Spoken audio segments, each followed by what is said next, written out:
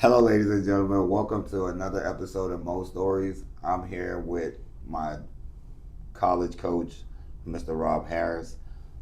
He coached me my last 2 years of collegiate basketball, so I'm here to discuss some of the um, history of Shenandoah basketball. He played as well as coached there, so we're here to see his take and his philosophy on college basketball.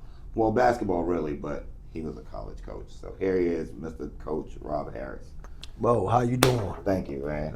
My That sounds pleasure. good, right? I did it You right. did good. You Yeah, did see, good. I try to work on it every time, so it sounds better and it flows just smooth. All right. Well, one of my first questions is, what you were a player at Shenandoah University. Yep. What made you pick up full time coaching afterwards instead of pursuing basketball further? Actually, Mo, it was a situation where when I graduated, I didn't know what I was going to do. And when the university called me back, because I was a junior admissions director or counselor, actually, when I was at school. So I was always at school, and then when you would go to colleges and universities, the people that would take you around and show you the place and student-wise, I was that person. So when they called me back and asked me to be a true admissions counselor, that kind of got me in understanding about how to go out and talk to families, talk to kids, talk to individuals about Shenandoah. And I just became kind of really good at it. And the head coach at the time, Coach Dutton, noticed that I had taken a knack to how to recruit families, young people to Shenandoah, and of course my love for basketball. And I'd always had the intuition to want to do for young kids, especially young black males, what I did not have. Because I didn't have a person to come in to say, hey, I noticed that you can play. I can help you get an education. We can help you prepare for life and get a life for yourself. And so when the head coach came to me about an opportunity to coach basketball, I'm like, this is great. Yeah, I kind of fell right into it. But at the end of the day, it was a godsend, and it was God put me in my purpose at that point in time to be able to go in and get some young men and give them the opportunity to play basketball, continue to play basketball, and to get their education. That's great. Was it hard to recruit players? Like knowing that a lot of guys, you're recruited mainly from the Northern Virginia area, knowing guys that come from there just solely want to play basketball. How do you convince them about the education part? It's funny because the biggest thing is that it's just not 4 years or 2 years in your case. It's kind of lifelong, and you have to explain to them that this is a lifelong decision. It's a lifelong decision because one, you get to go to school, you get to still mature, and basketball is what allows you to do that. But there's so many other tentacles, like any job that comes off of what you love to do. You got to do some things that you may not like to do all the time. So my focus was, and granted, it was a lot of Northern Virginia, but I'm from DC. I went back to DC. I went into Baltimore. I went into Richmond. Anything definitely within a 2 to 3 hour radius for me was fair game. And now, I particularly had a fond to make sure that I recruited, African American kids because I know they needed the opportunity. But I was not opposed to recruiting anybody because if you can play, you can play. And I wanted to make sure that I gave individuals the ability and the opportunity to come to Shenandoah, see what Shenandoah was about, and it's grown into a fantastic school. And I'm just happy that I was part of helping to build that. You moved on to be the head coach in 2000. Yep. Tell me about how that felt. You were assistant for 8 years, and then became a head coach. How did that feel? Well, it's funny because as I had started maturing in becoming an assistant, you do a job long enough, and when you grind, and then I cannot begin to explain how hard it is to grind. You have to be prepared to grind it out. I'm on the road an awful lot. I come home, I put together the scouting report, I'm talking to the head coach. And so all of those things kind of prepared me to be a head coach. And I had applied to several different other Division III schools that didn't give me the time of day. And I'm thankful that Shenandoah gave me that opportunity. And when they gave me the opportunity, it was kind of, I sat there and I cried in my office for a little bit, because when you set goals out for yourself, and then you know the work that you put in, and then when you can see those goals become reality, it was heartfelt. And you know, I was so happy that I was able to coach my alma mater, coach where I played. It was something that was just really passionate. I had a great passion for, and I still wanted to keep those same values of giving individuals the opportunity. But I will tell you, nothing prepares you for taking over anything, and I mean that if a person is a supervisor, and all of a sudden you now become the manager of a whole department, or you become a CEO, or now you move into any type of leadership position, no matter what you do, there's still going to be some learning curves, and so nothing kind of prepared you for that part of it. Because you know, when you're on the floor coaching and you have to make the decisions, it's different. It's very, very different. I was good at being able to provide suggestions, but at the end of the day, when it becomes you got to make the final decision, it's a brand new type of learning curve that you have to be able to learn on the fly. And you've got to be able to see where you were right in certain areas, and you got to be able to see where you're wrong. And when you're wrong, you need to know how you need to correct that. Yeah, that's great. What kind of player were you when you played? I don't consider myself to be a outstanding player. I wasn't a superstar. We had some people that were really good, right? You match up against Jeremiah. How do you think that plays out? Jeremiah's your matchup. Jeremiah's my matchup. Yeah. Because you played the forward, right? I played the forward. Yeah. I can tell you this right now. So no. So you asked me, let me okay, that's a good question. So let me say it to you like this. We had a guy named Brian Cooper who was exceptional. He was like me, 6'4", long arm, and Brian was a scorer. He could shoot the three, but he could score. He could score. He'd get to the cup. He had a low post game. He could do it all, right? He was a good defender, very good defender. Yeah. Brian and I were similar, okay? And then we had a guy, Mario Pritchett, my last year, which Mario played 3 years with us. But through that whole time, we had players coming through.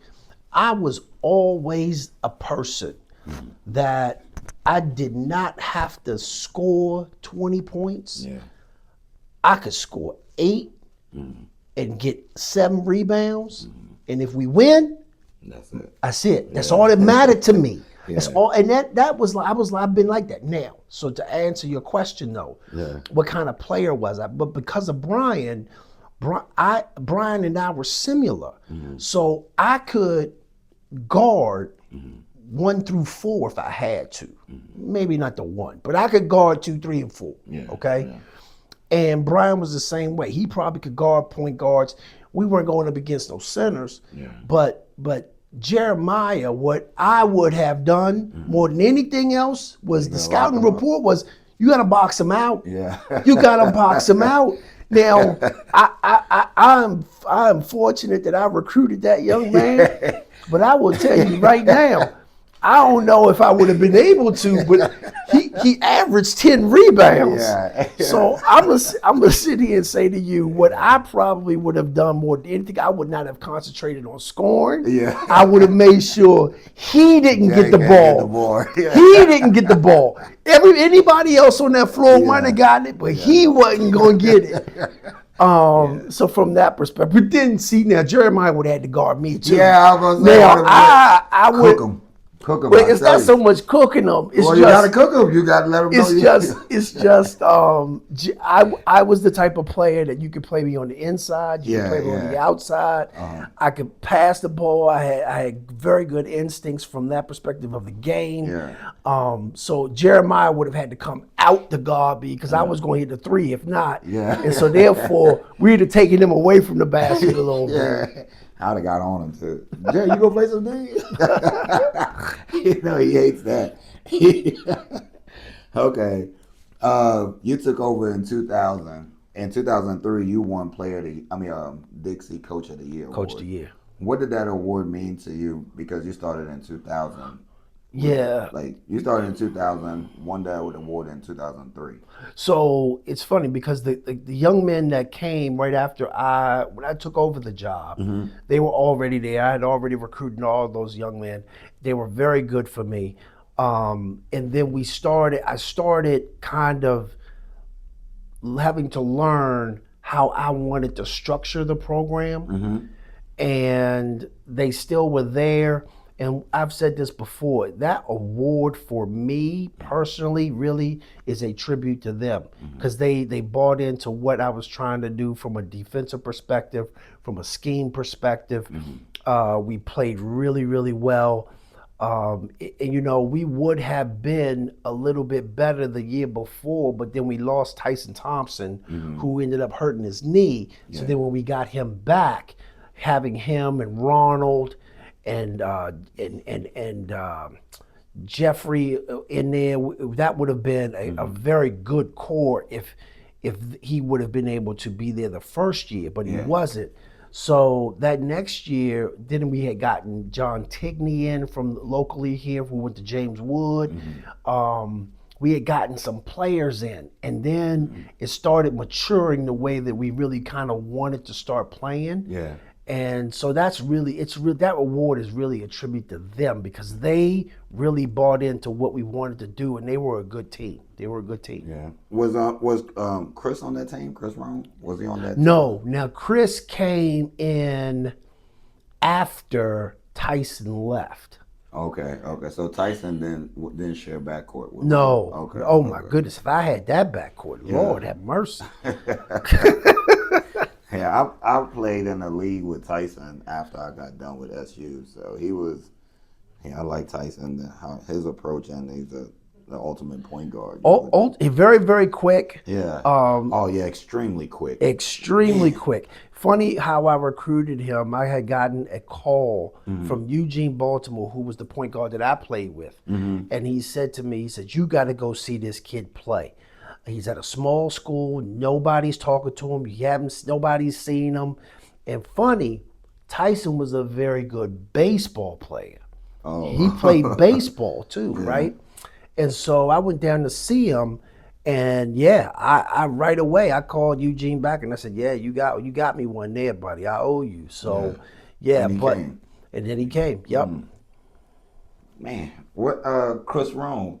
Tell me how good he was. How good was Chris? Okay, so first let me talk about Chris's personality. Yeah. Chris is he's exceptionally confident in his basketball game. And so I'm at the Maryland State Tournament and he's at Crossland. And I knew I couldn't get him. I knew I could not get him. I knew it. But I did my due diligence. I picked up the phone. I called the head coach. The head coach got me in contact with him. And I had said to him, "Look, I'm going to be honest with you.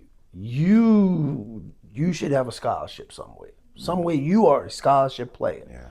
You should have a scholarship somewhere." I said, I'm going to be honest with you. And I was always that way with players. If I saw something and I know you to do right by the young man, he should have had a scholarship somewhere. But he had some home situational things going on, so he ended up going to Southern Maryland. So when I saw he was at Southern Maryland, I had followed him the first year, and then the second year, I'm like, I'm gonna go see Chris play. So I go see Chris play, and Chris, he's not playing a lot. So I get back home and I pick up the phone the following week and I call him and I say, Chris, I noticed you're not playing a whole lot. What's going on? And he was having some issues with the coach and something was going on. And I'm like, well, listen, if something ever changes, let me know.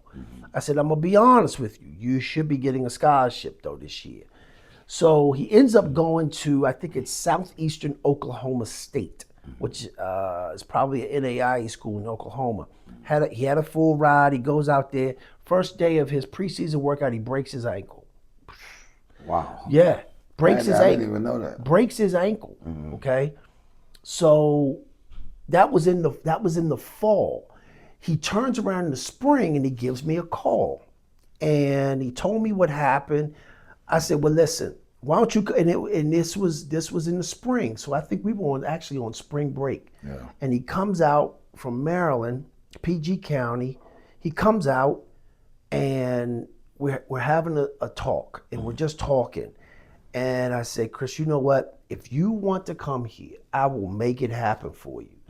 Because I knew what kind of player he was. Now, am I going to know how he's going to bounce back from his broken ankle? No, not really. But he had all the rehab out there. He did everything he needed to do. He just didn't want to be in Oklahoma. PG County kid in Oklahoma, that's going to be tough. So he didn't want to be in Oklahoma. And at the end of the day, I had talked to him. And once we talked, like I said, he decided he wanted to come. Man, let me tell you. So Chris, I had moved him to the point guard position because he was exceptional with the ball in his hands. Yeah. Now, and he's the type of player that actually needs the ball in his hands. And I had played him at the point. I let him run the show. He was probably he's probably the best player I have coached as a head coach that I could give the ball to and he could create a bucket or a foul. He was a lot like you in that sense. Yeah, right? Because you said he's the best player you coach. I was going to say, you coach me. But hear me out now. Hear me out. Hear me out. Here's the difference between you two. Yeah. Okay. When I got you, I knew that I could put you on the best player of any team. I don't care if it's a 1, 2, 3, I could put you on any wing player, any perimeter player. And I know that if a person is averaging 25, you probably gonna get them down to 15. So in my mind, that's a 10-point win. Okay. Yeah. Now Chris wasn't that from a defensive perspective. You brought all of that, but you had to work on your offensive game. Yeah, that part you had to work on, right? Whereas Chris was the type, he would play defense when he had to play defense. Chris if he had if he had to play defense, he was going to play. Because I've seen it, right? I watched him, and I watched him at Shepherd dominate Division II kids. So, but Chris, I could draw up anything and get the ball in his hands in a spot, and he's either going to be able to get it to the cup, or he had a great mid-range game. He could 1-2 dribble pull up on you, and that's the difference between you two at that point in time. Okay, I could do that with him as a junior, and whereas you were working to get to that part of your game. Okay, you could get to the cup, and you're gonna get fouled. But Chris had the ability to, if he wasn't going to get to the cup, he could do that mid-range pull-up. Yeah. He could get that in there, right? Yeah. So Chris gave me so much flexibility.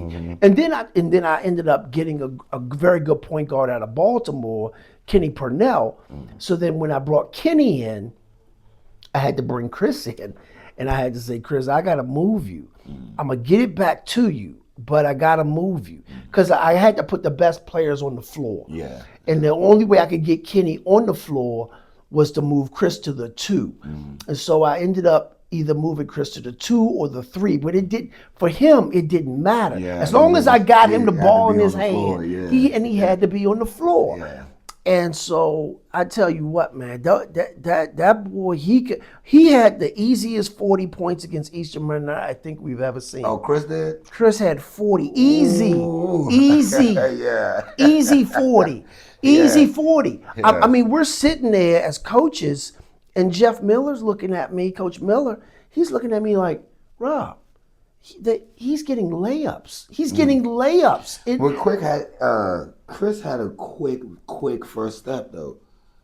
Very quick. Yeah, quick. His first step was like that. Yes. Yeah. Yes. So and he was getting layup after layup after layup. It had to be the easiest 40 he's ever had. Yeah. Now he jumps on me telling me I didn't play him enough, and that's why he didn't get 1,000 points. This is what he says, right? Rob, you didn't play me enough so I could get my 1,000 points. And I always say to him, well, if you'd have worked on your 3-point shot, we wouldn't have to worry about that, right? But tremendous player. Yeah. If you two were on the floor at the same time, I know you well enough to understand that it's not that you would have taken a back seat to him, but I think what you would have recognized was that go ahead, because I know you. Go ahead and handle that offensive stuff. If you need me, I'm here. Yeah. Okay. Yeah, but when we go down on this other end, you gotta get down with me. You gotta get down. That's right. That's all I ask. Yep. You gotta get down. And I know you to be that. I know you Yeah. not that you would not have scored. I know you would have scored. Yeah. That's not what I'm saying. I think But Chris would have been better at scoring. Yeah. Like me, Well, my junior year, his senior year, yeah. he probably would have been the starter because he was better at offense than I would have been. he was, but at the end of the day, Yeah. we would have utilized you both to your strengths. Remember? Yeah. But see, Yeah. that generates a toughness. Yeah. You have to be tough, and you have to be. I grew up in the '80s. Mm-hmm. You have got to be prepared that it is a fight out there for everything, and that's kind of how those drills come about. Mm-hmm. Yeah. Kenny, talk to me about Kenny and his development. It's like he was nothing like he was as freshman in his senior year. To me, I think the toughness wasn't there in his freshman year. How would you look at Kenny's development over 4 years? If there's ever a person that I called him and I apologize for the way that I coached him, because I coached him pretty hard. Yeah. I coached him pretty hard, and I will be honest. Point guards in general, I'm pretty hard on them. And what ended up happening was when Kenny first got there, he was a solid guard. I just didn't know where to play him. Yeah. He didn't have the point guard skills at that point in time. And then he didn't shoot the ball well enough to be a 2. Yeah. He could play a 3, but he was almost just not physical enough to right. be Exactly. 3. So I didn't know where to play him. Kenny actually is the one that came to me and said, Coach, I want you to play me at the point. I said, Kenny, you don't handle the ball well enough to be a point, but you go out there and you show your skills and you work at it. Okay, I'll give you a shot. A tribute to him, because he was the one that turned around and said, okay, I'm gonna get it done. So every day he broke out those cones. He would go do dribble drills all day long by himself. He was working on it. When he became, by the time he was done, now hold on. Now you said something about toughness, and this is why I apologize to him more than anything else. As human beings, sometimes we look for what toughness is. I'll give you a great example. Like you're never going to get me to say that LeBron is the GOAT, because when I recognize toughness, I recognize it through the lens of Michael Jordan, right? You could see the toughness. I can see it, right? It doesn't mean that LeBron's not tough. Yeah. It just means that it shows itself differently, okay? Now, that's a different type of debate. But what I'm getting at is Kenny was tough. It just didn't come in the package in the way that I was used to seeing it. I started seeing it, though, when he was a junior. And I think the light bulb, I know for me when the light bulb went off, I don't know for him when it went off, but for me, we were playing a team, and we were at home. And I had drawn up a play for Kenny for him to go downhill to get to the cup. It's actually our sideline out of bounds play. Yeah. And I used to call it Longhorn, or we just ended up just called, basically it was a sideline out of bounds. A box set where we send the how do we do this? We sent the point guard, we let the point guard take the ball out of bounds, and then the 5-man actually came up, set a back screen for the guard on a block, same side block, and then the 5-man would pop out, we pass it, and then we go off of it, and we do the dribble handoff. I say all that to say, set the play up for Kenny. He's got it. Downhill, all he had to do was go make the layup. And he passed the ball, and it was a turnover. Yeah. Okay. So I brought him in, and I showed him. I said, all you have to do is go for the layup. It's sitting here right here for you, because I know I'm gonna come back to the play anyway. So we end up playing Christopher Newport, and we're at home. Tight game. I call timeout on our bench, so it's the sideline out of bounds play. Kenny and I have already talked about this. So he already knows, as he's sitting there, what my expectation is, right? And we run the play, downhill, boom, he scores the rock. And for me, the light bulb goes off that, okay, he understanding that when I see something and I'm saying something to him, it's for the benefit of him and for us to be able to be efficient. And for me, that's when the light bulb went off that he's tougher than I think, because I can jump on him the way I jumped on him in that film session with he and I. And then he turns around and it was like just slack off his back. He was good because he understood this was about coaching. Yeah. Do you think Kenny would have been what he became had Nick stayed healthy? It's a good question. That's a good question because Nick ended up getting hurt, and I liked Nick. The difference is, I think the difference is Kenny had a different motor than Nick.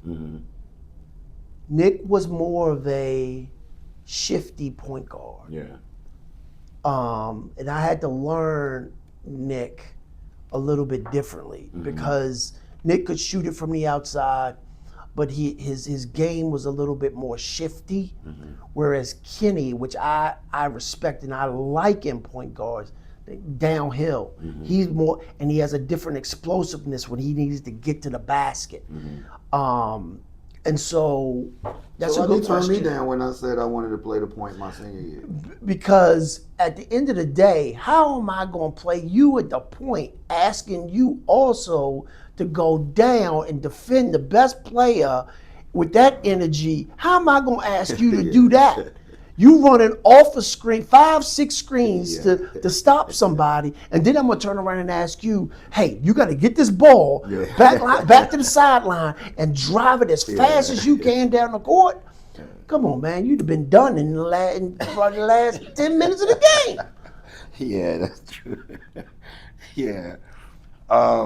I got caught up in listening to the Kenny story because he. What did he say? What did he say the light bulb went off for him?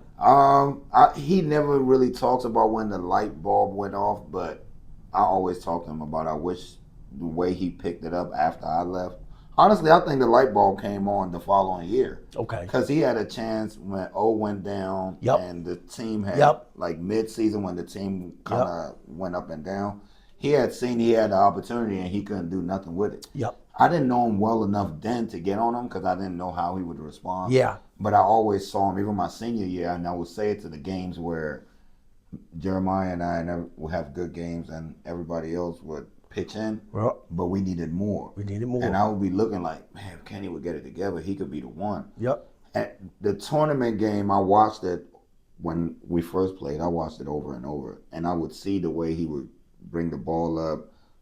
There were times that Lindsey would come to him to ask for the ball, and he would wave him off and set the play, and he kind of got me the ball. So Right. I was okay with that. Then after that, I was like, yeah, he gonna be all right the following year. And then Nick came in, so I'm like, well, he got somebody to battle with now, but I think they complement each other. Yeah. Because Nick could shoot better than Kenny could. Yep. But Kenny could run the offense better than Nick could. Yep. So I'm his whole 4 years was amazing. In 2003, 2004, you won 10 out of your 14 conference games. Yep. That was that the following year of the Coach of the Year award? Or was that the same year? Okay, no. So 03, 04, that would have been that year with Roan when now that team, I don't think that was then. That was actually Halston and Chad Brashears' last year. So that year, that's when I made the move with Chris, and it was the right move actually. Chris would tell you that it wasn't, but it was the right move, because that team had a very, very good understanding of basketball, and they had two great guards in Kenny and Roan, and then the complementary players that they had. Halston was solid on the inside. They had a young man by the name of James Brody that would get anything off the glass. James, yeah, I remember Brody. Anything off the glass, Yeah, right? Yeah. And that was the year, I believe, that, if I'm not, no, because I think Oni and them came the following year. But that year, Todd Holt was there. Chad was a shooter. I mean, we just had a group of young men that they went 7, 8 deep, and they all contributed, and they played really well. We had such a home court advantage. Going into Shingleton during that time was amazing because it was packed, it was loud, the student body came out. They were standing on the sidelines, yelling and screaming at people. Pretty good, yeah. And I mean, it made it a great atmosphere. And in that small little gym, we weren't going to lose. Those kids recognized that was a place where we were not going to lose. Yeah, that's a great accomplishment. That's back-to-back year. On moving on the third year was when I came. You came after they left. Yeah, I came after Chris left. After Chris left. Oh, okay. Yep. Okay. The following year, when I came, we started off 9-1. Something like that. Yeah. Then somewhere down the line, you lost your third or fourth best player. Yep. Nah, I'm playing. He's probably the best player on the team. But he went down. So how did that change the morale of your whole team? Well, you got to remember. So O went down, but then also Stevie went down. Yeah, Stevie came back later on. Right. Yeah. Right. Okay. So we lost Stevie for a little bit, and then so what ended up happening was because O goes down, and O once again. How somebody does not recruit Oni Onanaku at a higher level, I still to this day cannot tell you. I don't know. Yeah. Very fortunate. I went down to see him play, and he was a unicorn because O could guard 5'4", 4, 3, 2. He could actually guard a point. He could Yeah. guard all 5 Yeah, he positions. could. Yeah. He could guard all 5 positions, and he wasn't a great shooter, but he would score, right? Yeah. He could get to the basket. He had a low post game. He gonna block if you don't. If you think you got a shot, Yeah, he's gonna block uh-huh. it. Okay. So only that was a critical piece. Yeah, my And- defense mind changed when O left because I was able to pressure the hell out of guards and send them that way because I'm like, you could think you got me beat, and you as long as I make you do a double pump or try to hang in the air, anything that calls you from going straight He's up, gonna I get know it. O is coming. Yeah, He's gonna get it. He's gonna get it. You can forget that. That's not happening. And yeah, he's coming. that was a critical piece. Man. Yeah. So yeah. Well, the following year, oh yeah, I always wanted to ask you this. The following year, Oni got hurt again. Soft there. Oni got hurt again. We went on a roll. We had one back to back, and then started a conference play. Lost the first one to CNU, won the next one to Averett. We beat Averett the following year. The following game. And after the second conference play, Oni had a chance to come back, and y'all shut him down for the year. Yep. I was the only senior on the team. I know. What was the thought process behind that? As a coach, it is probably my responsibility to really look at it holistically, not just basketball wise. No matter what, Oni was going to need another year of school. Now, what I know is that if for some young men, if basketball is not there, Yeah. right? If I'm it's a victim not, of that. but you understand what I'm saying? I understand it. If basketball's not there, Yeah. what's the motivation to really dive into school? So I knew he was going to need another year. And I knew he was going to get that year back because it was right before the NCAA has that rule. I think it's like Game 9 or 8 or something like that. Yeah. Something like that. And so I'm like, no, we need to just shut it down because he's going to need another year. And unfortunate for those guys that are on the team, though, he can't continue. But if we play him and he's already missed so many games, what good is that for eligibility? That's just not. I played. The one thing that as any player out there has is they have the eligibility to play. And what you don't want to do is what you want to do as a player is you want to make sure that you have the opportunity to play in all your games. Yeah. You're not going to want to give away any Nah, games. yeah. So why would I want to do that to him? Give him a fresh start. Let him have the opportunity to play all of his games. Yeah. And then let's see where the chips may lay. So that's kind of what my decision was. Yeah, I was upset about it, but we I had to finish out the year. So, and he came back the following year and had a great season. Season. It all panned out. And that year, we in a tournament game playing Greensboro. You remember that? Refresh my memory. Where thrown. are we? Tournament time. We're at Greensboro? Yeah. A couple days before, I got thrown out of the game going back and forth with Adam Nicholson. Okay. And they beat us on free throws. Tournament comes out, we face them. We knew we were. There was no way that team was going to beat us 3 times. Okay. The way we practiced from the time we knew we were going to play them all the way to the game. Right. Jeremiah goes home. His car breaks down. You know, if Jeremiah plays that game, I'm not big on what ifs, and there's just no way that team beats us. If I Jeremiah know plays. I know what we're talking about. Yeah. So what did you sit him down for? Because that was our whole season banked on that one decision. Okay. Very good question. If you remember correctly, Yeah. there was a snowstorm. And if you remember correctly, we're in, at the end of practice, we come together. Yeah. I say, there's a snowstorm coming. Yeah. Don't go home. Yeah. If you remember. Yeah, yeah. So this is not like Coach didn't say something Yeah. and then I just sat him. Yeah. If you remember, Yeah. I said, don't go home. Stay here. Let's get this done, okay? Because a snowstorm's coming. Yeah. Snowstorm hits. Yep. Everybody else is at practice.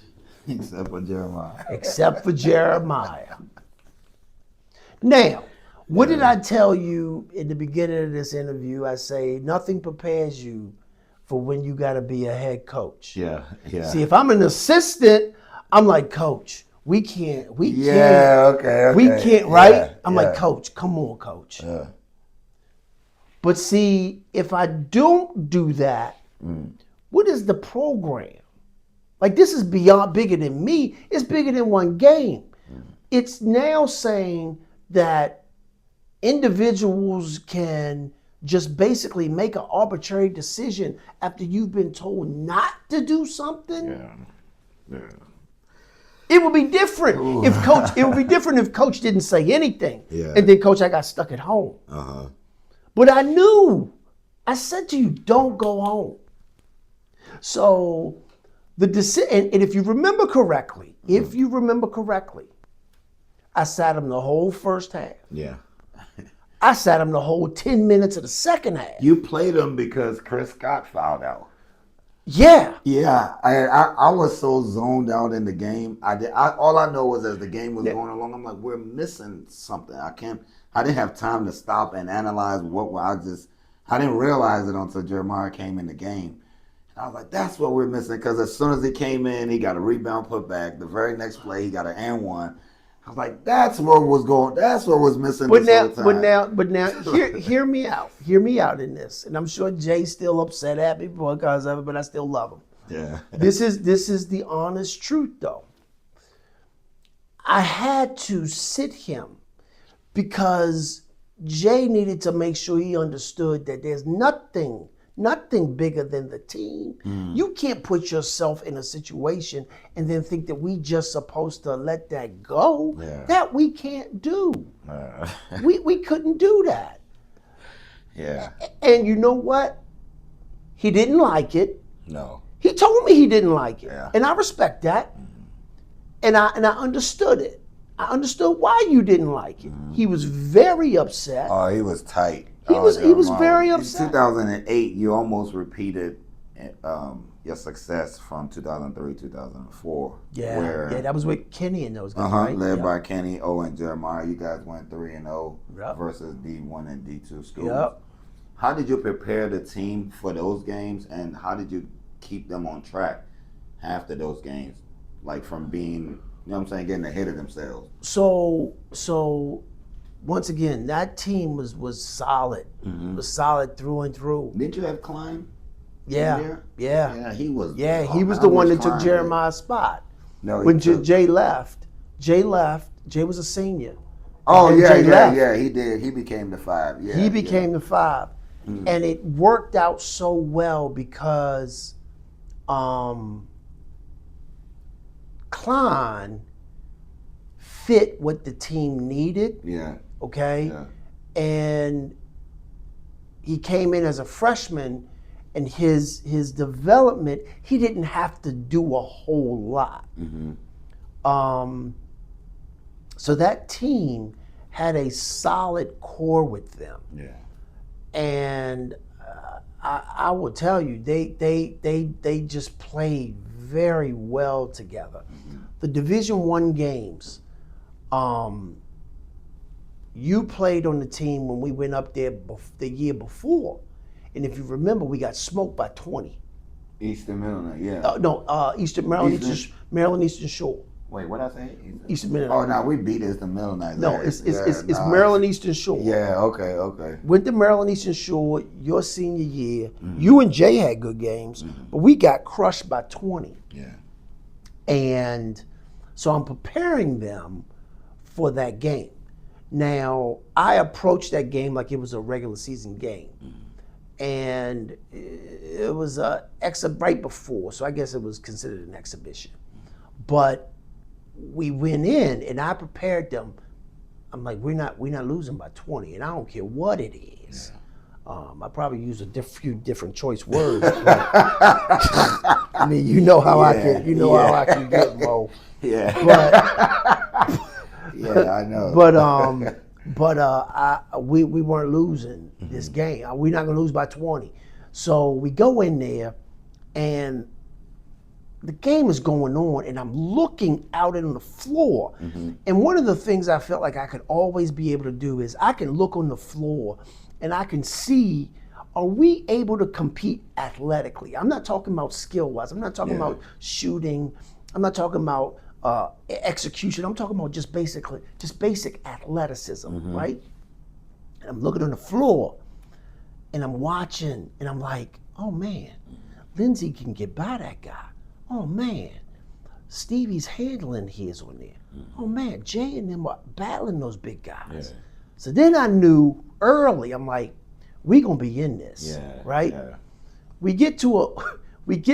And it's funny, we have a scrimmage, and earlier, right before we kind of played them, we had a scrimmage, and we ran a play, and Lamar Bentley is in the corner, and Lamar in the scrimmage, clock's going down, 5, 4, 3, 2, 1. But Lamar gets the ball in the corner, and he jerked the shot. Okay. Ironically, I bring Lamar in, and I say, Lamar, I want you to look at the shot. He looked at it, and he jerked it. He kind of did one of those to it, right? And I said, listen, no matter what, if the clock is going down, shoot your normal shot. Yeah. I don't make the officials make the call, but shoot your normal shot. So we get in there right before the end of the game. They're up 3. They're up 3. Clock's going down. Boom, boom. We run the same play, hit Lamar in the corner, and Lamar shoots his regular shot, and we go into overtime. Man, it went from, this was quick. I think when the student body figured out that they were in a game, because when we first got there, we started 7. We started at 7 o'clock, and it was probably 1,000 people in there. Man, by the time that the first in the regulation, it had to be 3,000 people in the gym. So it's ruckus, it's loud, and then we go to the first overtime. It's tied, and then we have to go into a double overtime. And we're coming back to the bench, and they had this kid, Tyson. I can't remember his first name. He's from Baltimore, and he was a good guard. And I've only had this happen really one time. Oni comes to me, and he looks at me, and he says, Rob, I got him. And Oni took on the challenge. And anytime, I've always learned, anytime anybody says something like that, that means, okay, I got him. It's time to go. Oni took on the challenge. We won the last overtime. We ended up beating them. And then we have Houston Baptist. Houston Baptist comes to Shenandoah. The Houston Baptist is a Division I school. They had a transfer from Auburn. They ended up, and they were coming to us because they needed another game. Yeah. And so the coach calls and says, hey, we need a game because we're on our way to go play William and Mary. So I'm like, sure, great. You never got a Division I here before, but that's fantastic. So we're playing in this game, and once again, Mo, I'm looking out on the floor, and I'm like, we can handle this. Yeah. It's going to be a fight. Yeah, don't get me wrong. That's all you want to do. But I'm like, we can handle this. As the game is going on, Oni's shooting the ball well. Stevie's into it. I mean, and we really just it just all came together. We ended up winning that game. And we ended up playing Guilford, who was actually number 4 or 5 in the country. And they came to us. And Guilford comes to us, and they had 2 7-footers. And the game plan, I had sent Jeff and Derek to go scout them. And they come back. And usually when they come back with a scout, I'm usually like, okay, can we win? That's the first thing I ask, can we win?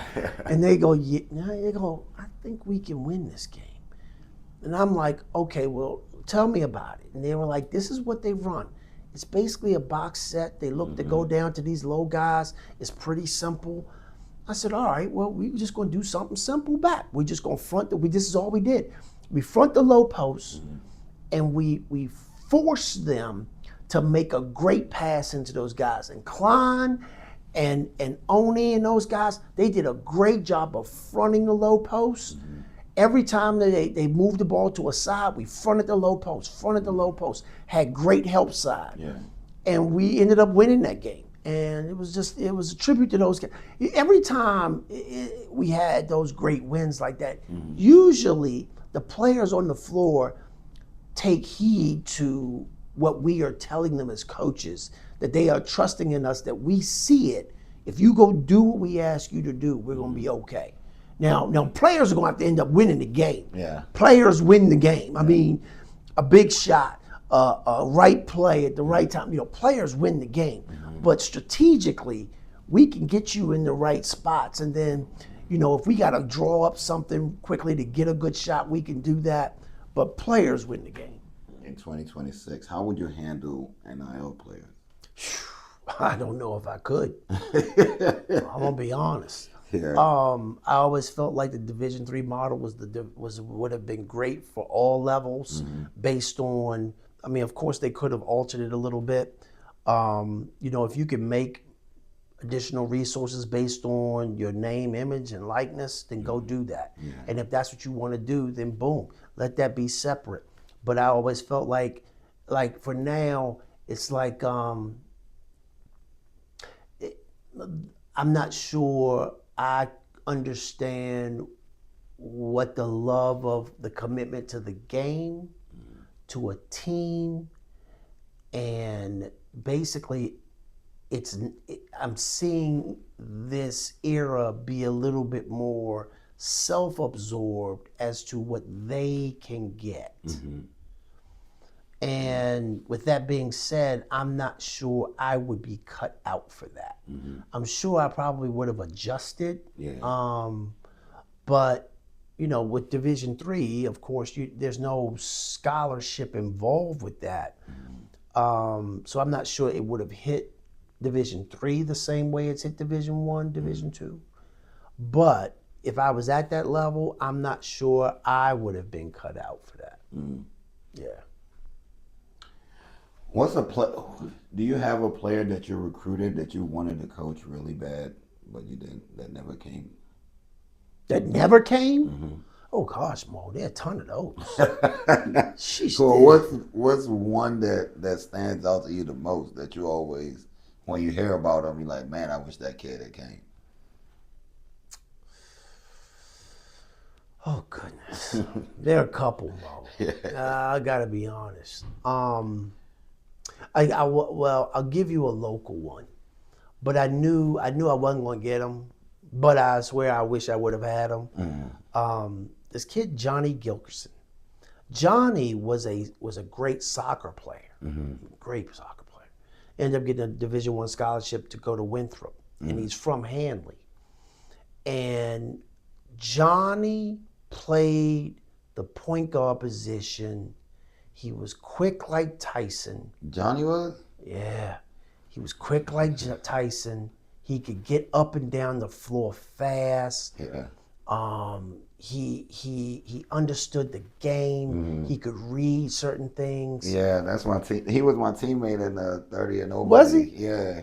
I wish I had Johnny. I can tell you that. I wish I would have been able to capture Johnny. Johnny was good. He was a good player, good kid too. I'm trying to think who else would be a Andrew Thorne. That's my guy. Yeah. Andrew Thorne. Yeah, that's my guy. Yeah. Andrew Thorne. He ended up at Eastern Mennonite, Eastern Mennonite. I saw Andrew Thorne, and Jeff and I, we really wanted him but it didn't work out. And you know what? He made a great decision. I'm not upset because Kirby was a good coach down there. But Andrew Thorne would have been the one. Yeah, another one. Yeah. If there's one regret, if there's the biggest regret, that would be it, that I couldn't coach my alma mater to a championship. Yeah. And I say that, I mean, I'm talking about either the conference or an NCAA berth. Because that's kind of what I'm used to. Yeah. And for me not to be able to do that, that's probably the biggest regret. Yeah. Well, thanks a lot, Coach, man. I appreciate your time. Absolutely, man.